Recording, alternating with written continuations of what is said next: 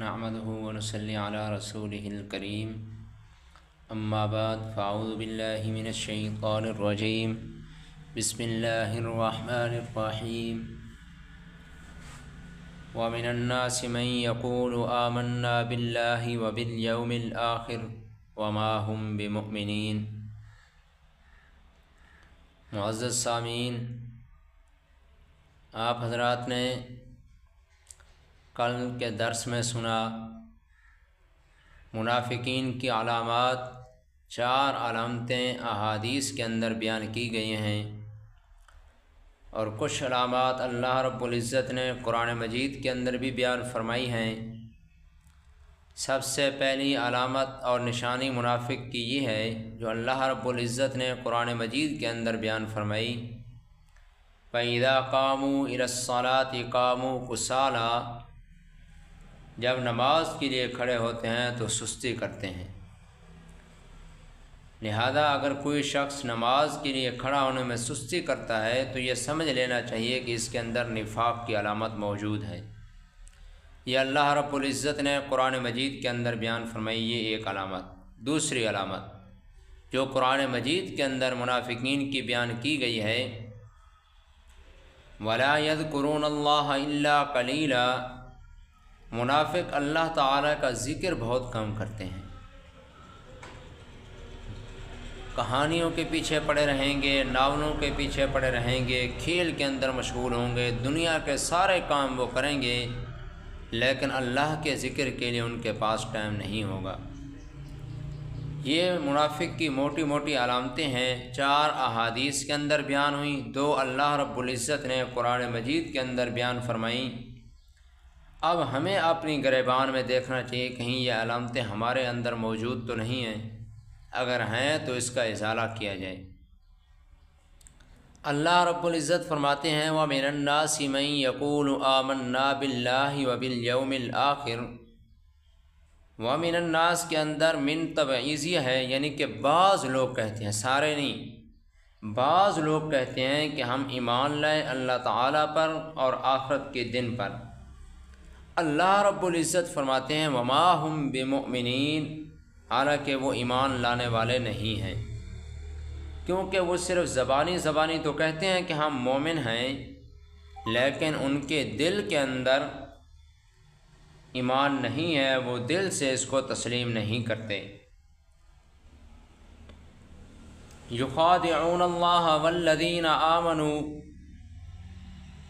وہ دھوکہ دیتے ہیں اللہ تعالیٰ کو اور ان لوگوں کو جو ایمان لائے۔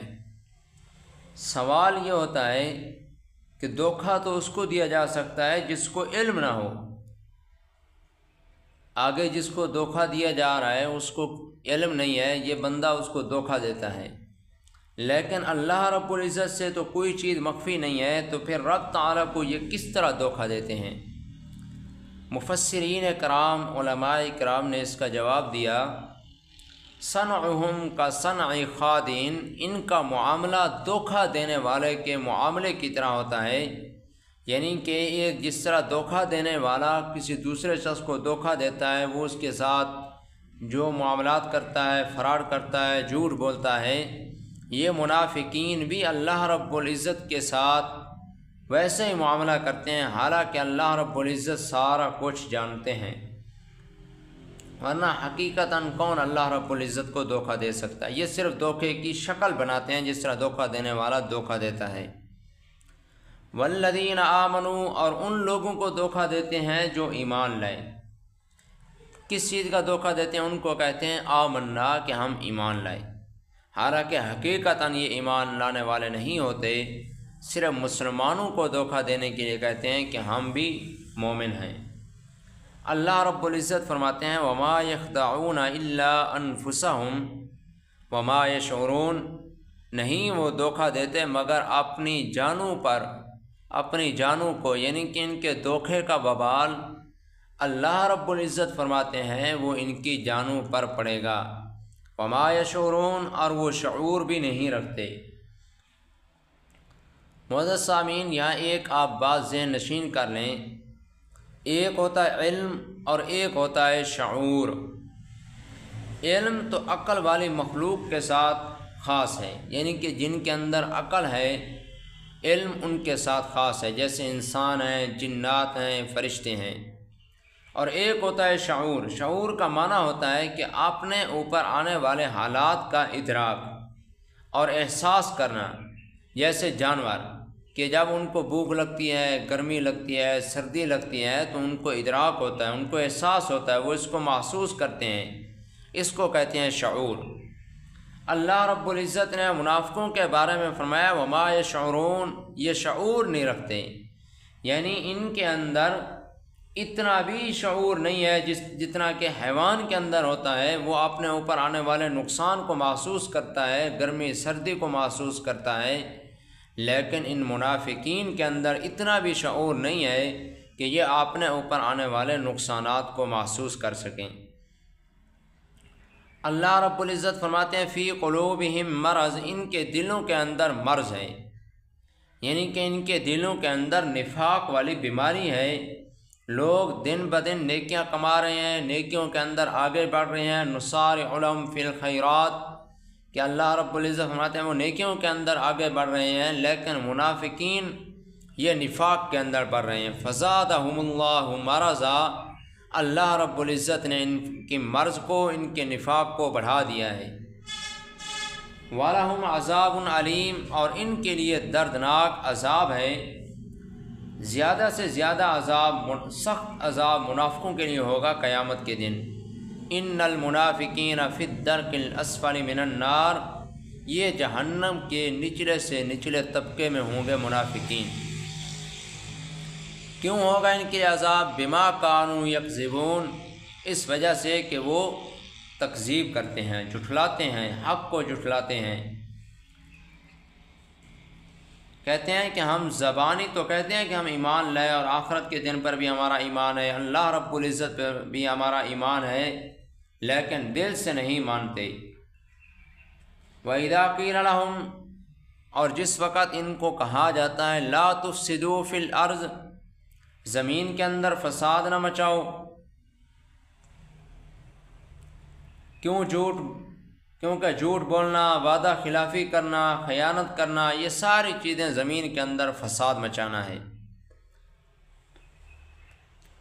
قالوا نحن مصلحون، تو منافقین آگے سے کہتے ہیں کہ ہم فساد مچانے والے نہیں ہیں، ہم تو اصلاح کرنے والے ہیں۔ جس طرح آج کل کے لیڈر کرتے فساد ہیں اور اس کو نام امن کا دیتے ہیں۔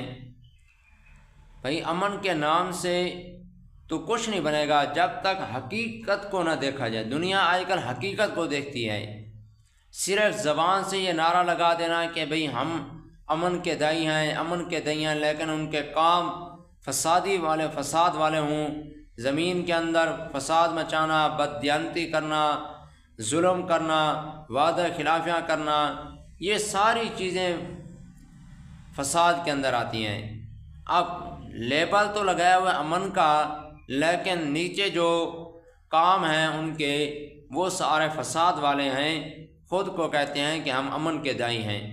یہ منافقین ان کی بھی یہی حالت تھی، کہتے تو تھے کہ ہم اصلاح کرنے والے ہیں، ہم امن والے ہیں، لیکن ان کے کام، ان کے کردار، ان کے سارا کچھ وہ کیا تھا؟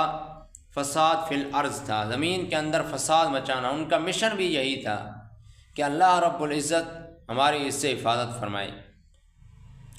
آج پاکستان اس کے اندر ڈوبا ہوا ہے، بددیانتی کے اندر، ظلم کے اندر۔ اخبارات دیکھو تو 100 میں سے ایک بات اچھی ہوگی اور 99 باتیں بری ہوں گی، یعنی قتل، اغوا، بدماشیاں، ڈاکے، بد کرداریاں، فراڈ، اربوں خربوں کے فراڈ ہو رہے ہیں۔ اللہ رب العزت کی اس سے پناہ مانگتے ہیں۔ یہ سب کچھ اس ملک میں ہو رہا ہے جو لا الہ الا اللہ کی بنیاد پر بنا تھا، جس کا مقصد یہ تھا کہ یہاں اللہ رب العزت کا دین نافذ ہوگا، رسول اللہ صلی اللہ علیہ وسلم کے احکامات کے مطابق زندگی گزاری جائے گی۔ یہ اس مقصد کے لیے حاصل ہوا تھا، لیکن آج بددیانتی، خیانت، جھوٹ، فراڈ، یہ سارے کام آج ہمارے اس ملک کے اندر ہو رہے ہیں۔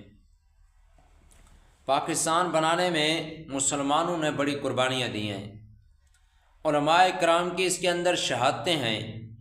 تحریک مجاہدین جو 1857 عیسوی کے اندر چلی، اور تحریک ریشمی رومال جنہوں نے انگریز کو ہندوستان چھوڑنے پر مجبور کیا، مگر یہ بظاہر لوگ یہ سمجھتے ہیں کہ مسلم لیگ کی تحریک کے نتیجے میں بلا شراکت غیر پاکستان معرض وجود میں آیا، اور یہ مسلم لیگ کا کارنامہ ہے۔ البتہ بات حقیقت یہ ہے کہ پاکستان بلا شرکت غیر کئی سال مسلم لیگ کی با اختیار حکومت رہی ہے۔ ان سالوں میں اگر وہ کسی درخت پر بھی کہ پتے پر بھی اسلامی قانون نافذ کرنا چاہتے تو کر سکتے تھے، کیونکہ ان کے لیے کسی قسم کی کوئی رکاوٹ نہیں تھی، نہ کوئی ان کے سامنے سر اٹھا سکتا تھا، نہ کوئی ایسی کوئی بڑی جماعت ان کے سامنے نمایاں تھی۔ مگر یہ لوگ اسلام کے لیے مخلص نہیں تھے، صرف چند لوگ اسلام کے لیے مخلص تھے، لیکن ان کی بات انہوں نے نہیں سنی۔ تو خیر، فرمایا اللہ رب العزت نے منافقین کو فرمایا لا تفسدوا فی الارض، زمین کے اندر فساد نہ مچاؤ۔ تو کہتے ہیں کہ ہم تو اصلاح کرنے والے ہیں۔ اللہ رب العزت فرماتے ہیں الا انہم هم المفسدون فی الارض،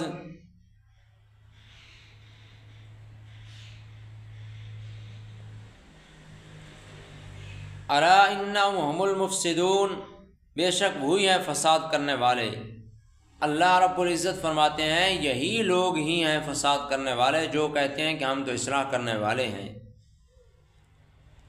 اور جس وقت ولکن لا یشعرون، لیکن ان لوگوں کو شعور نہیں ہے۔ وَإِذَا قِيلَ لَهُمْ آمِنُوا كَمَا آمَنَ النَّاسُ، اور جس وقت ان کو کہا جاتا ہے کہ سچا ایمان لے آؤ جیسا کہ ایمان لائے ہیں لوگ، یعنی کہ ایسا ایمان لاؤ جیسا کہ صحابہ اکرام کا ایمان ہے۔ قالوا انؤمن، کہتے ہیں کیا ہم ایمان لائیں، آمن السفہاء، ان لوگوں کی طرح، کما آمن السفہاء، جیسا کہ ایمان لائے بے وقوف، یعنی کہ یہ منافق لوگ سچے مخلص دیانت دار مومنوں کو بے وقوف کہتے تھے کہ یہ کوئی عقل مندی نہیں ہے کہ جو کچھ حضور علیہ السلام نے فرما دیا یہ اس کے پیچھے کود پڑے۔ انہوں نے سارا کچھ لٹا دیا، پہلے غربت تھی، پھر جو کچھ بچا ہوا تھا مال و دولت وہ سب اس پہ قربان کر دیا، اب ان کی کیا حالت ہو گئی ہے۔ یہ اس طرح کی باتیں صحابہ کرام کے بارے میں کرتے تھے۔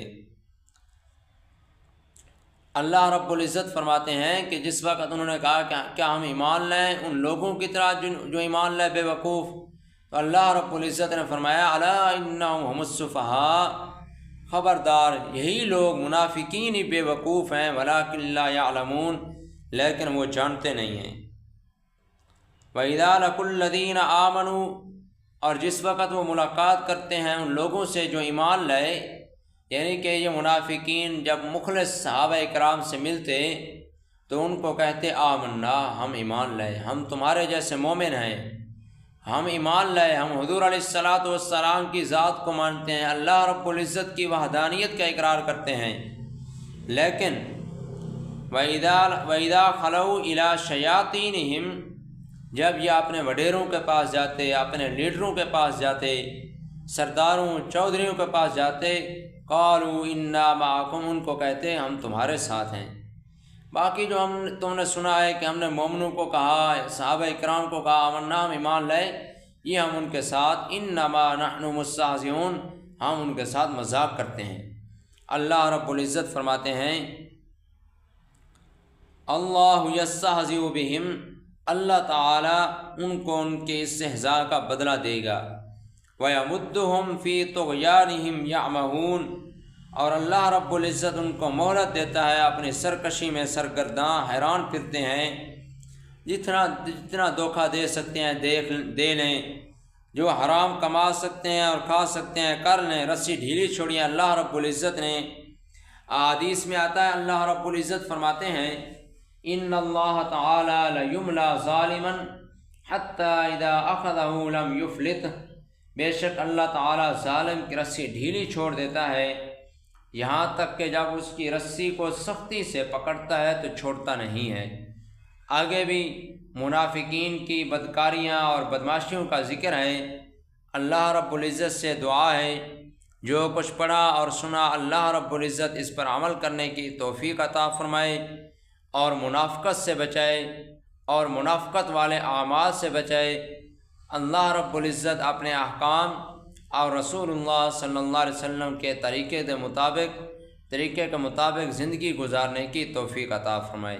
وآخر دعوانا الحمد للہ رب العالمین۔